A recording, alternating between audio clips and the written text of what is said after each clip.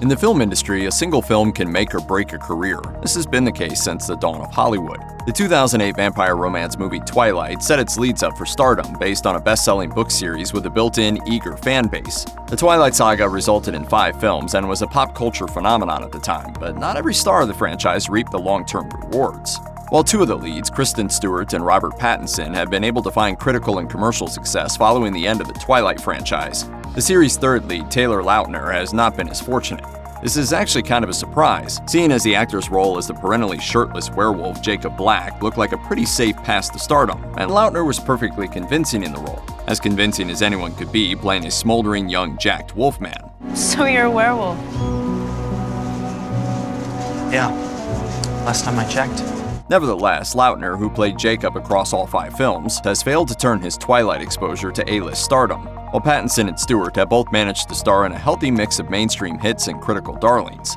In fact, since the release of the Twilight Saga Breaking Dawn Part 2 in 2012, Lautner's appearances in movies or television has been noticeably more limited than you might assume. However, this relatively unimpressive trajectory hasn't necessarily been Lautner's own fault. In fact, one might argue that his dwindling career can be traced back to a single film, an action thriller that single-handedly ruined Taylor Lautner's career. That doesn't look like me. To be perfectly honest, Lautner is no stranger to movies that got a poor critical reception. The Twilight movies weren't beloved by critics, and his first starring vehicle, The Adventures of Sharkboy and Lavagirl, was disliked by both critics and audiences. The 2010 ensemble comedy Valentines, which, to be fair, he only appeared in relatively briefly, has a Rotten Tomatoes score of 18%. And Felicia, what is it about Willie that's so cool? Oh, well, besides the fact that he's totally hot?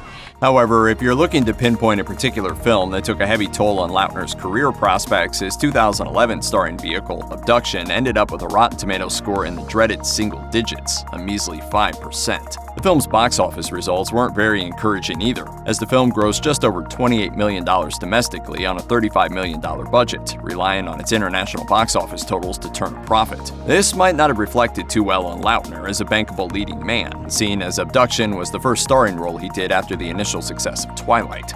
This was his opportunity to show Hollywood he had what it took to be an action hero and a dramatic lead. Abduction not connecting with audiences or critics seemed to signal that Lautner would be unable to carry the franchise's success onto other projects, and his acting CV since then makes it fairly clear that productions have been somewhat wary of casting him in leading roles ever since. Lautner's last movie role to date came in the 2016 film Run the Tide. Are you serious? Though Abduction certainly didn't do any favors for Taylor Lautner's action chops, it doesn't necessarily mean that his days as an actor are over. Just look at his The Twilight Saga co-star Robert Pattinson, who spent many post-Twilight years gravitating toward relatively obscure and creepy dramas and art house films, and has only recently started returning to comparatively mainstream fare, like Christopher Nolan's Tenet and Matt Reeves' upcoming The Batman. While Pattinson went artsy, Lautner has been quietly reinventing himself as a bit of a comedian. He played Dr. Cassidy Cascade in the 2nd season of Scream Queens, a series with plenty of funny moments, and he replaced none other than Andy Samberg as the central character of the TV show Cuckoo after season 1. Is I can do this! You can do what? This! Right here! Maybe I'm already doing it, I don't know! In 2015, the Twilight star had a prominent role in Adam Sandler's comedy western The Ridiculous Six. Oh, dang! According to IMDb, Lautner is currently filming Home Team, which is produced by Sandler's Happy Madison Productions. Like The Ridiculous Six, the movie is scheduled to debut directly on Netflix. Apart from the occasional comedic role, Lautner has recently kept himself busy with real estate deals, as he bought a luxurious mansion in Agora Hills, California in 2020.